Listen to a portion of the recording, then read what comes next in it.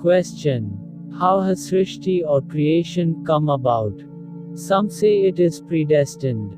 Others say it is the Lord's Leela or sport. What is the truth? Maharshi answers. Various accounts are given in books. But, is there creation? Only if there is creation do we have to explain how it came about. We may not know about all these theories, but we certainly know that we exist.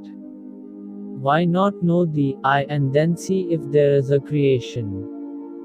Question. In the Vedanta of Sri Shankaracharya, the principle of the creation of the world has been accepted for the sake of beginners, but for the advanced the principle of non-creation is put forward. What is your view on this matter? Answer. There is no dissolution or creation, no one in bondage, nor anyone pursuing spiritual practices. There is no one desiring liberation, nor anyone liberated. This is the absolute truth. The sloka appears in the second chapter of Gaurpad Karika. One who is established in the self sees this by his knowledge of reality.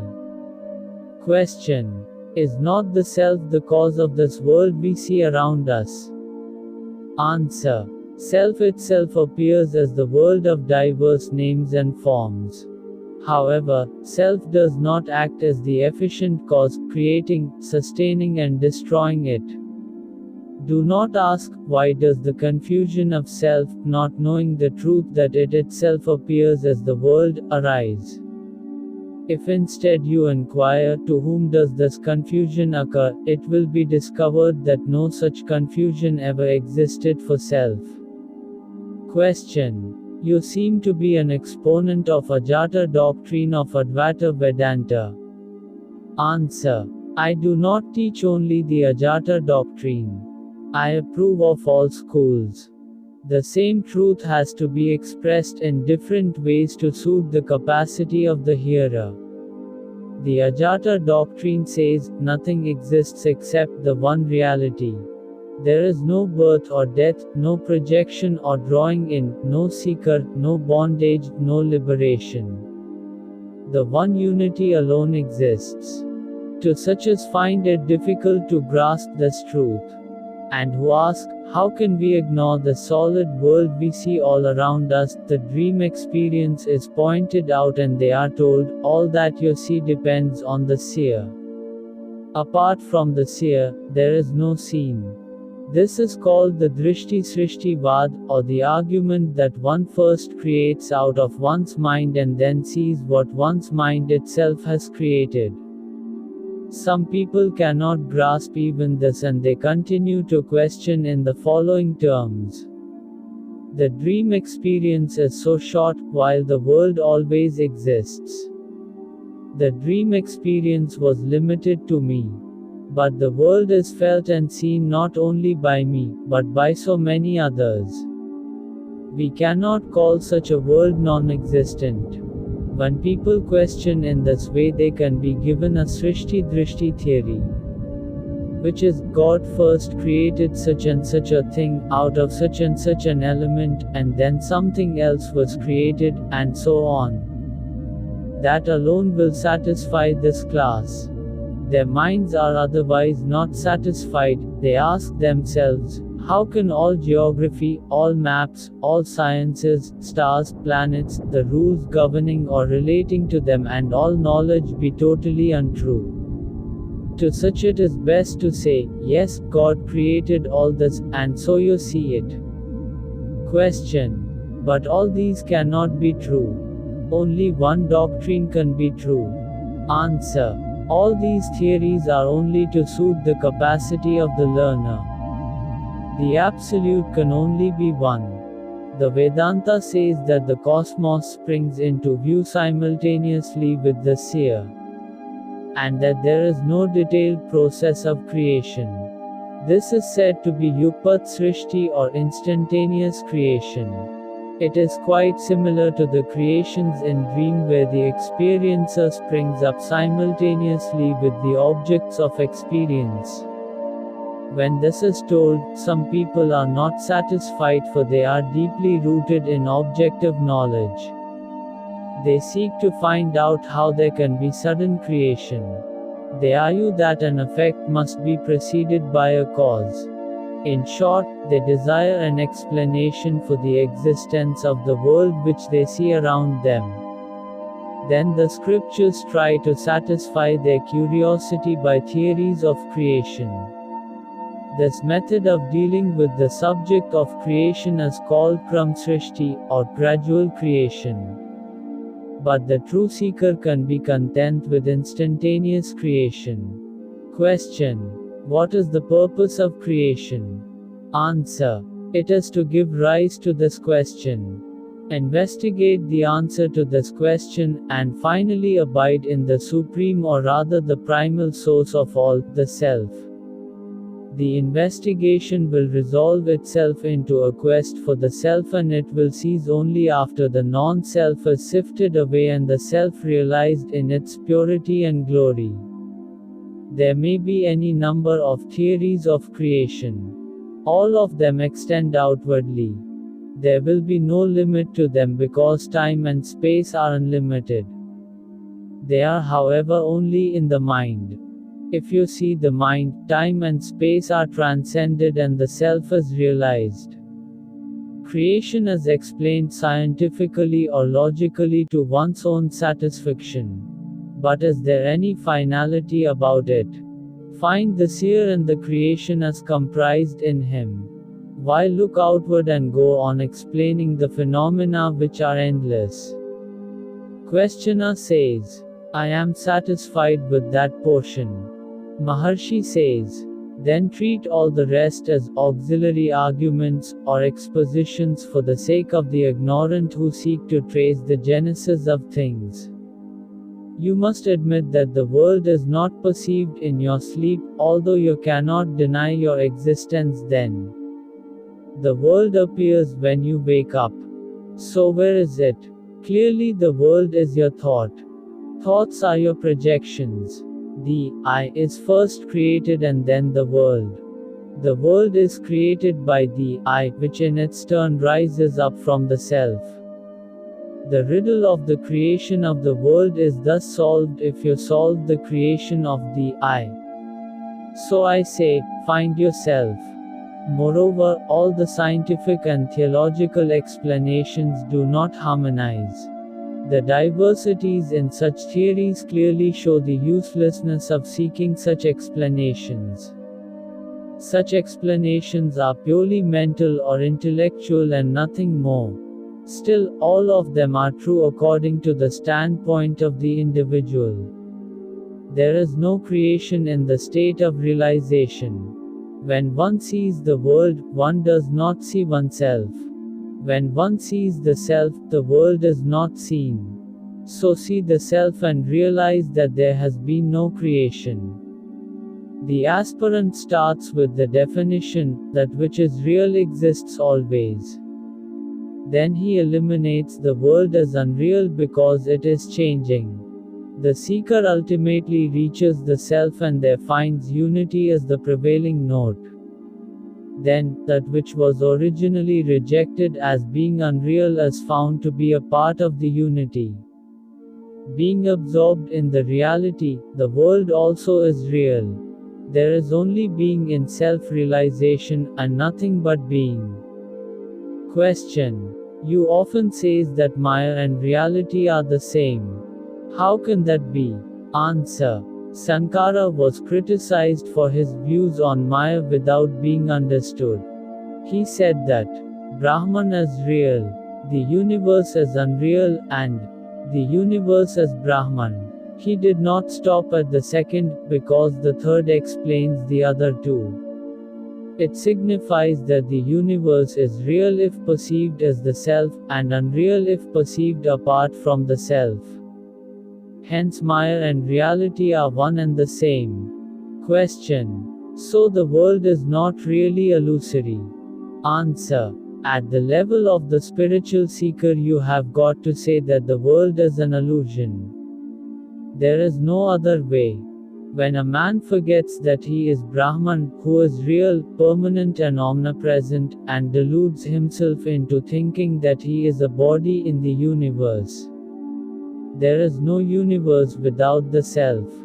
So long as a man does not see the self which is the origin of all, but looks only at the external world as real and permanent, you have to tell him that all this external universe is an illusion. You cannot help it. Take a paper. We see only the script, and nobody notices the paper on which the script is written. The paper is there whether the script on it is there or not. To those who look upon the script as real, you have to say that it is unreal, an illusion, since it rests upon the paper. The wise man looks upon both the paper and script as one. So also with Brahman and the universe. Question. I cannot say it is all clear to me. Is the world that is seen, felt and sensed by us in so many ways something like a dream, an illusion? Answer. There is no alternative for you but to accept the world as unreal, if you are seeking the truth and the truth alone. The simple reason is that unless you give up the idea that the world is real, your mind will always be after it. If you take the appearance to be real, you will never know the real itself, although it is the real alone that exists. This point is illustrated by the analogy of the snake in the rope. You may be deceived into believing that a piece of rope is a snake. While you imagine that the rope is a snake, you cannot see the rope as a rope. The non-existent snake becomes real to you, while the real rope seems wholly non-existent as such. Question. It is easy to accept tentatively that the world is not ultimately real, but it is hard to have the conviction that it is really unreal. Answer. Even so is your dream world real while you are dreaming. So long as the dream lasts, everything you see and feel in it is real. Question. Is then the world no better than a dream? Answer. What is wrong with the sense of reality you have while you are dreaming? You may be dreaming of something quite impossible, for instance, of having a happy chat with a dead person. Just for a moment, you may doubt in the dream, saying to yourself, was he not dead? But somehow your mind reconciles itself to the dream vision, and the person is as good as alive for the purposes of the dream. In other words, the dream as a dream does not permit you to doubt its reality. It is the same in the waking state, for you are unable to doubt the reality of the world which you see while you are awake. How can the mind which has itself created the world accept it as unreal? That is the significance of the comparison made between the world of the waking state and the dream world. Both are creations of the mind, and, so long as the mind is engrossed in either, it finds itself unable to deny their reality. It cannot deny the reality of the dream world while it is dreaming, and it cannot deny the reality of the waking world while it is awake.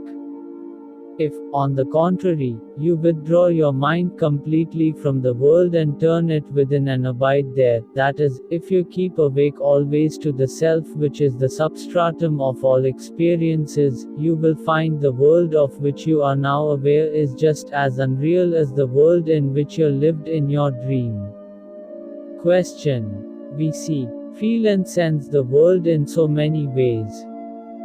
These sensations are the reactions to the objects seen and felt. They are not mental creations as in dreams, which differ not only from person to person but also with regard to the same person. Is that not enough to prove the objective reality of the world? Answer. All this talk about inconsistencies in the dream world arises only now, when you are awake. While you are dreaming, the dream was a perfectly integrated whole. That is to say, if you felt thirsty in a dream, the illusory drinking of illusory water quenched your illusory thirst. But all this was real and not illusory to you so long as you did not know that the dream itself was illusory. Similarly with the waking world, the sensations you now have get coordinated to give you the impression that the world is real. If, on the contrary, the world is a self-existent reality, what prevents the world from revealing itself to you in sleep? You do not say you did not exist in your sleep. Question. Neither do I deny the world's existence while I am asleep. It has been existing all the while. If during my sleep I did not see it, others who were not sleeping saw it. Answer. To say you existed while asleep, was it necessary to call in the evidence of others so as to prove it to you? Why do you seek their evidence now? Those others can tell you of having seen the world during your sleep only when you yourself are awake. With regard to your own existence, it is different. On waking up, you say you had a sound sleep, and so to that extent you are aware of yourself in the deepest sleep, whereas you have not the slightest notion of the world's existence then. Even now, while you are awake, is it the world that says, I am real, or is it you? What is the standard of reality? That alone is real, which exists by itself, which reveals itself by itself, and which is eternal and unchanging. Does the world exist by itself? Was it ever seen without the aid of the mind? In sleep there is neither mind nor world. Question. Why does the waking state look so real? Answer. We see so much on the cinema screen, but it is not real. Nothing is real there except the screen. In the same way, in the waking state, there is nothing but adhishthan. Knowledge of the world is knowledge of the knower of the world. Both go away in sleep. Question. Why do we see such permanency and constancy in the world? Answer. It is seen on account of wrong ideas.